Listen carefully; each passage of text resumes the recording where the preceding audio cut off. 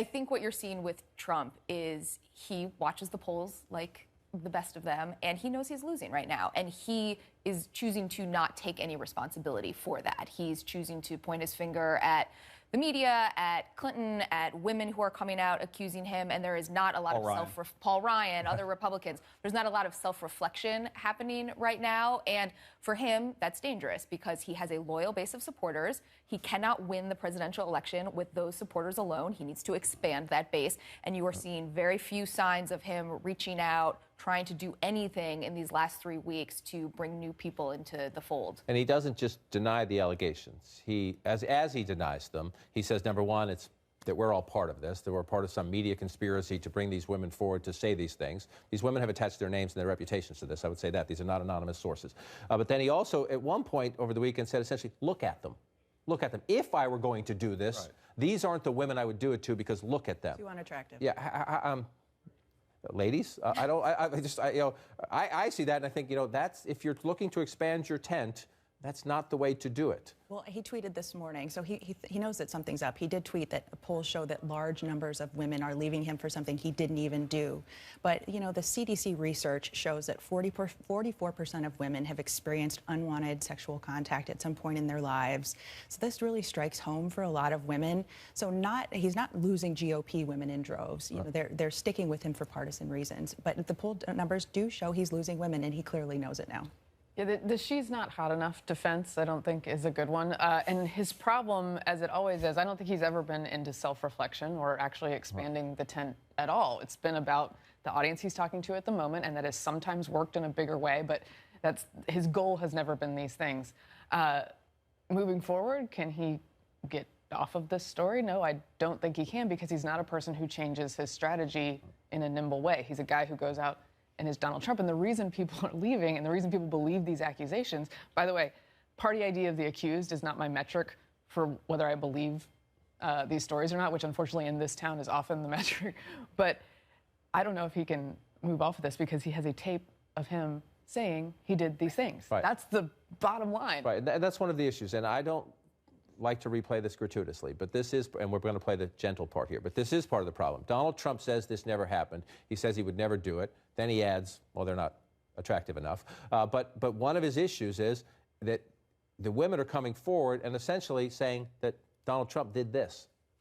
I gotta use some Tic Tacs just in case I start kissing her. I'm automatically attracted to beautiful. I just start kissing them. It's like a magnet. You just kiss. I don't even wait. And when you're a star, they let you do it. You can do anything. Whatever you want. Again, he said in the debate that he was just talking, that he doesn't actually do those things. But these women are saying it's when they heard him in the debate deny it, that's when they decided to come forward. He's got a 30-year track record of boasting about his sexual exploits in the New York tabloids. I mean, this is not something that we just heard about after that video came out. It was in his own book, for crying out loud, talking about how he behaves. So this is nothing new. The Republican Party knew what they were getting. They went in with their eyes wide open. And there's a bigger story here, John, than this campaign. He is upending longstanding norms of American politics, not only in terms of his conduct when it comes to speaking about women or minorities, but talking about the very nature of American democracy in a way that we haven't seen in this country.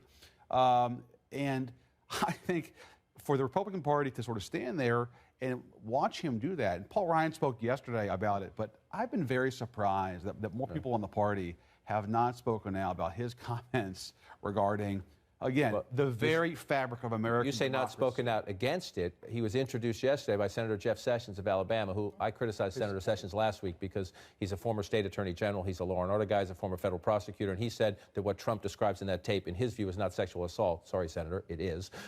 But Senator Sessions then said the rigged argument. This is a man who, among conservatives, has standing on issues of law and order.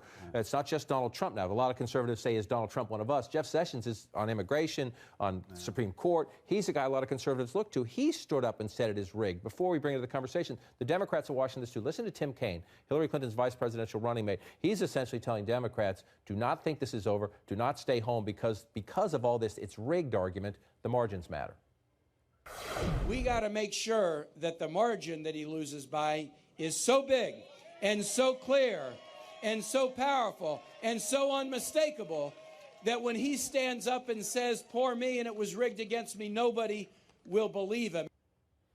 We'll find the advanced guy about that mural behind Senator Kaine. Shades, but that this is, you know, we laugh about these things sometimes, but if you read the accounts, and you guys have been out there at Trump rallies, of some of the things Trump supporters say, that here's a guy who spent so much time delegitimizing President Obama. He's not from this country. He's a birther. Now is he in advance trying to delegitimize a Clinton victory, if that's what it comes to?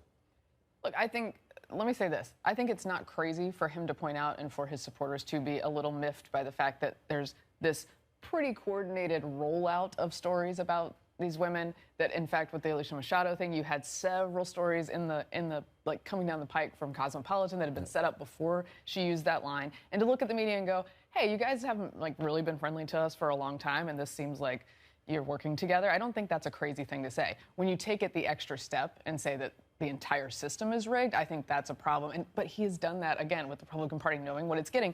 He's done that every step of the way. Every primary race he lost, it was because it was rigged. And I think it's really important, though, that people, sometimes in these elections, you get really caught up in just the day-to-day and the race that we're in. Step back and think about this. We have had election after election in this country where the result is accepted as fair, it was a free election, and the loser steps aside and accepts the results. I don't think you can say for certain that Donald Trump will take that position after this election. And that is incredibly dangerous, not just because you're going to have his supporters out there thinking that Hillary Clinton is not legitimate, but it could freeze our democracy for her entire, if she's elected, for her entire 4 years. Republicans would have to choose whether they wanted to work with her. We're talking about something that is much bigger than just Donald Trump's, talk and rhetoric on the campaign trail right now. I can't believe I even have to say this out loud on TV, but the essence of American democracy is the peaceful transfer of power that is undisputed in between between parties every 4 years, and that does seem to be now an open question. Real fast to Mary Catherine's point about the sort of nature of these women coming out. Two things. First of all, a lot of them said they heard him in the second debate say that he hadn't done these things, and they said, hell no. And he actually did. He did it to me, and I'm going to speak to that. And second of all, in April, the Boston Globe, and in May, my paper, the New York Times, had stories about other women. And that was not part of some coordinated deal. So this is not some tapes of this nature have existed before. And even if it is all coordinated by the Clinton campaign, here's what I always say on these things: that if I rob a bank and my worst enemy tapes me robbing the bank and provides the tape to the police, I can scream at my worst enemy all I want. I still rob the bank. It always comes back to that.